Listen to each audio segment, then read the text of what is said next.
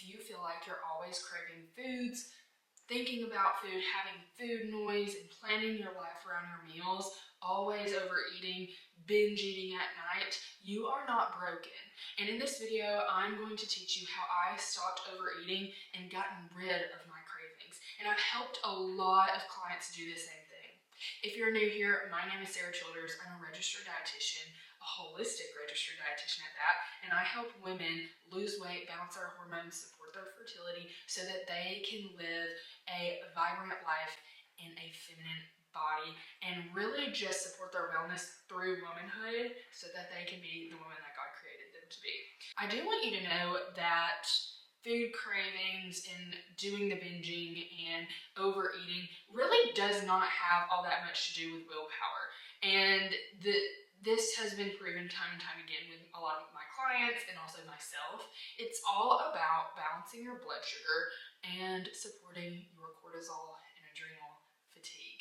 As a dietitian, I got into this field because I always had struggles with foods and an eating disorder, and I'm sorry if you have been through an eating disorder or anything, and if this video is not for you, feel free to click off. But I grew up being absolutely obsessed with my weight, and my obsession with health was not always very healthy. And I started to notice that I tended to binge eat or think about food all the time when I was trying to diet and lose weight. And I struggled with this in high school and then in college and then a little bit after. But once I became a dietitian and I studied nutrition and everything, it got a lot easier because I studied the body and psychology with eating and also blood sugar balance and cortisol balance. And today I'm going to share with you some of the secrets that I share with a lot of my clients on how to stop overeating, because it can be so miserable if you go through life only thinking about food and never being able to move past that point to where you're thinking about other things that you actually want to think about, maybe like your job or that side business or your relationships or things that you have on your to-do list that you need to do but you don't do because you're distracted by the food.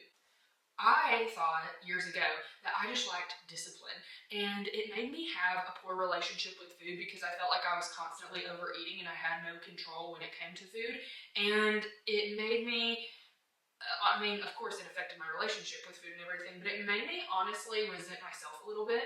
And now that I moved past that and I no longer have cravings and food doesn't control me, it's so crazy looking back and seeing how wrong I was, that it actually didn't have anything to do with willpower, that it was all about my body just being imbalanced and really trying to support itself.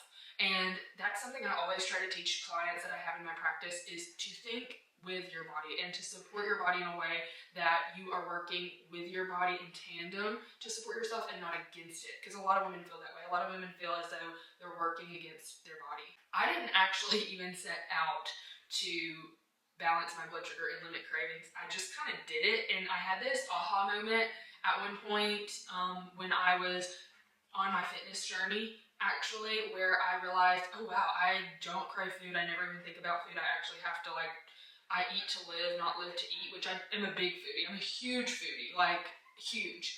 Cook all the time, love to bake, all the things. But I realized, oh my gosh, food does not control me anymore. What happened? And I was able to see what I was doing differently in my life on my fitness journey that helped me to not crave anything and not overeat versus what I was doing before when I was chronically dieting, not getting anywhere with my health or my fitness, and resenting myself because I was always overeating and always disciplining myself with my diet and feeling as though I had no sort of self-control, self-discipline, or anything like that. So let's get started. The first thing we're going to talk about is kind of how I fixed it. And then we'll get into the nitty-gritty details of what that entails for you and how you can fix your own overeating relationship with food. One thing that I see with myself, and then I saw with a lot of clients that I've had, is that there is a blood sugar imbalance. And sometimes it's from eating too many carbs and too much food, but sometimes it's from not eating enough. And oftentimes with myself and clients, I see the latter happening because women always seem to be on a weight loss journey of some sort, in some capacities. When we have high blood sugar, when we eat sugar without adequate carbs, protein, or fat with it, when we eat carbs without adequate protein, fat, or fiber with it, our blood sugar spikes. And when our blood sugar spikes, what goes up must come down. So it will spike and then it'll drop. And our blood sugar drop is actually what causes those cravings or feeling really hungry or hangry or having just that really strong need for food. When we are constantly having blood sugar drops, whether that is from eating too many carbs and not enough protein, fat, or fiber, or maybe it's from us not eating enough, we see that we have a lot of cravings, a lot of our thoughts are controlled by the food, and we have a lot of food noise. Food noise is basically when you have been thinking about food nonstop and the noise of food is just gnawing in your head.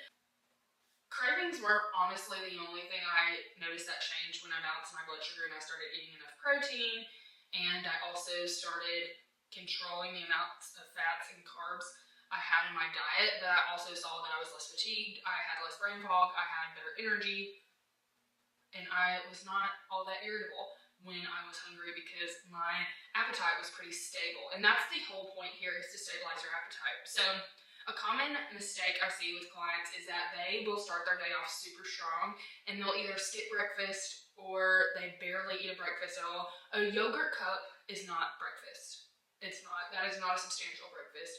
An egg on toast is not a substantial breakfast. You need to be what we call front loading your day with your calories, so that when you get to nighttime, you don't feel the need to binge or overeat. Most of the time, I see that clients do really well during the day. They either skip lunch, skip breakfast, skip both sometimes, or they'll eat really unsubstantial amounts of breakfast and lunch, and then they will get to dinner and they will want to absolutely pig out and eat everything in sight. They get home from work at 3, 4, or 5 p.m. and they just go ham, eating everything, or they crave chocolate late at night, they need something sweet after dinner. And this was me. This was something that I dealt with for years myself, and so I do know how to get rid of it, and I am no one special. There's nothing special about me or any of my clients who have been able to stop doing this.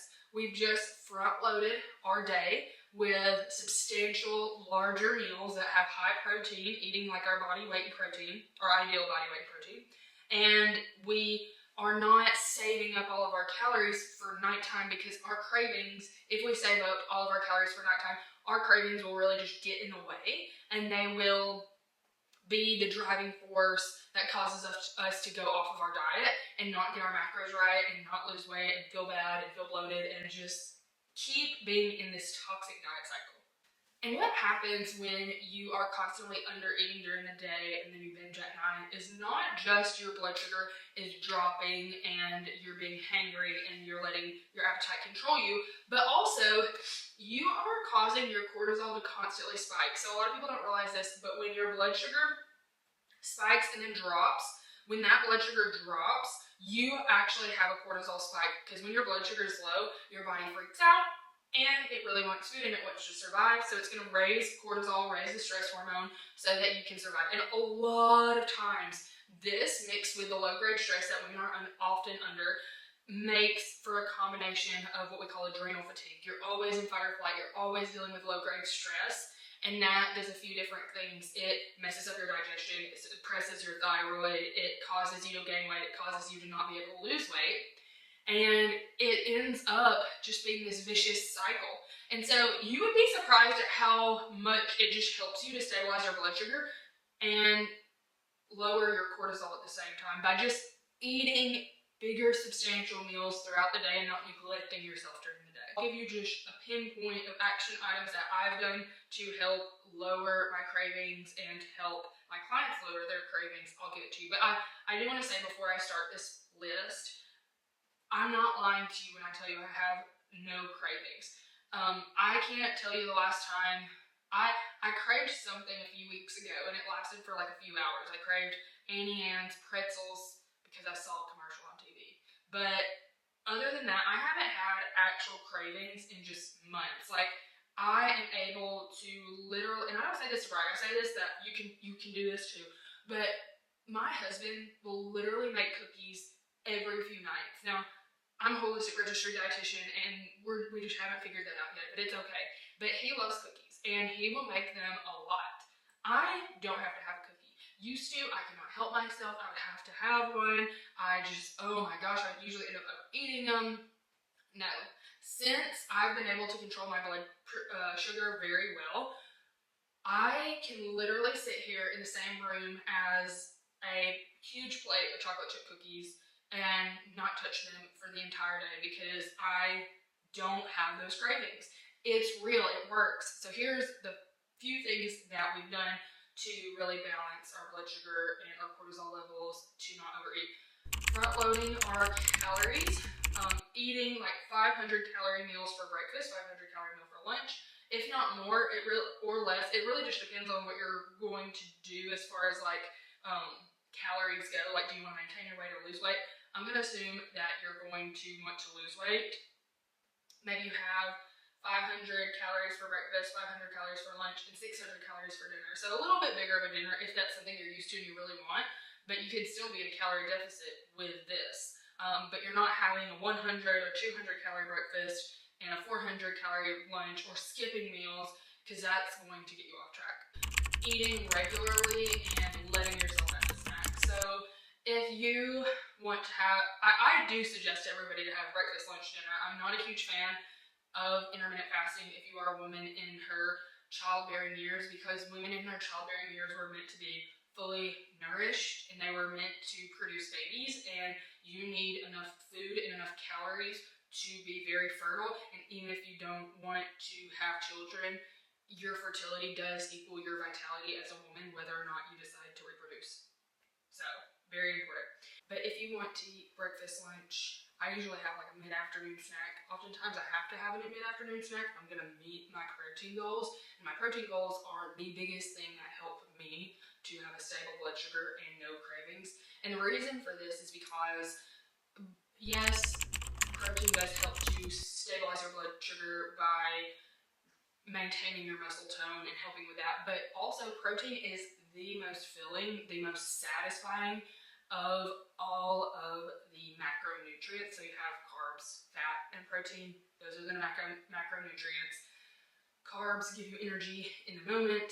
Fat helps to give you energy long term, and protein is actually not meant to be used as an energy source. It's meant to just build cells and build muscle and build tissue and maintain tissue, and it is the most satisfying and the most filling of all of the different macros. So eating enough of that is so important, and that's why I have clients who hate counting but will still try to count protein, and they see results just with that and not counting anything else. The next thing is supporting your adrenal gland. So a lot of times people have really high cortisol, and that's constantly causing their blood sugar to rise and drop and rise and drop, and we really need to focus on having stable hormones in order to stabilize our cravings. So your insulin and your cortisol are your two foundational hormones.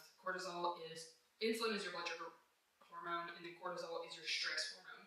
And you need to control your stress, because a lot of times people emotionally eat. People who get stressed or who are often stressed subconsciously feel the need to be comforted, and food is a great way to do that. But if you can control your stress, that helps a lot with that. And sometimes it's not so much physical, but it's physiological. And so what I mean is sometimes it does have a lot to do with blood sugar and not letting your blood sugar drop. Or sometimes it does have a lot to do with being really well hydrated and having all the minerals that your body needs in order to combat stress. The two minerals that help with this a lot, or the three minerals that help with this a lot, are sodium, potassium, and magnesium. And I always recommend to people to take magnesium baths, or to take magnesium, or to do one of those really good supplements, those electrolyte supplements that have potassium and sodium in them. I love Dr. Berg's electrolyte mix. It has a lot of different flavor options, and it has a good dosage of sodium and potassium. And you would be surprised at how many people don't feel great. They feel tired and fatigued throughout the day, or they feel hungry, and the reality is that they're just super dehydrated and they don't have those essential electrolytes in their body to help them. And that's why you see so many women who drink water regularly with electrolytes like sodium, potassium, and magnesium, and after they drink a large glass of water, they're not as hungry. Like, a lot of times we misconceive our hunger cues, and we think that we're hungry when in reality we are just really thirsty because we're really dehydrated. Another really good thing to do when it comes to not overeating and not falling back into your cravings is to track your foods. You don't even have to do this with a journal, although I feel like a journal helps, but just really being conscious of how food makes you feel. And this was something that really helped me. I noticed, because I eat pretty healthy all the time, because I am a dietitian, I do this for a living, I need to practice what I preach. Because I eat pretty healthy all the time, I'm really able to see what foods make me feel like crap. And when I'm constantly feeling like crap after I eat something, it makes me not want to eat it. And that means you need to eat healthier ingredients most of the time, but that also means that you need to be conscious about what you're putting in your body. This led me to so many things. This led me to not eating as much sugar because it always makes me feel awful, not drinking alcohol anymore really because it always makes me feel awful, not ever eating fried foods because they make me feel awful. And honestly, I love those foods. I love the taste of a lot of the things that I gave up, but I just really do not feel like sweating out grease or feeling like crap a lot of the time. And when you're constantly getting that feedback loop to yourself because you eat healthy most of the time, and when you're getting that feedback loop, oh, you know, I eat this food and I always feel like crap, I eat this food and I always feel like crap, this is a great way to kind of conceptualize why you do not need to eat said food that you might be craving. And I know sometimes that this can seem too good to be true when we're talking about getting rid of cravings. It does take time, but I mean, you would be surprised. I've had tons of clients who've literally thought they had binge eating disorder who came to me and incorporated these principles that I'm talking to you about, and then realized that they literally have just been starving themselves too much during the day. They're dehydrated, and they also haven't been prioritizing a healthy diet. So therefore, they're not seeing how bad they actually feel when they're constantly eating foods that they've been craving, like fried foods, salty foods, and sweets and stuff like that. And over time, as you eat healthier, you might actually see that you crave more of the foods that are actually good for you.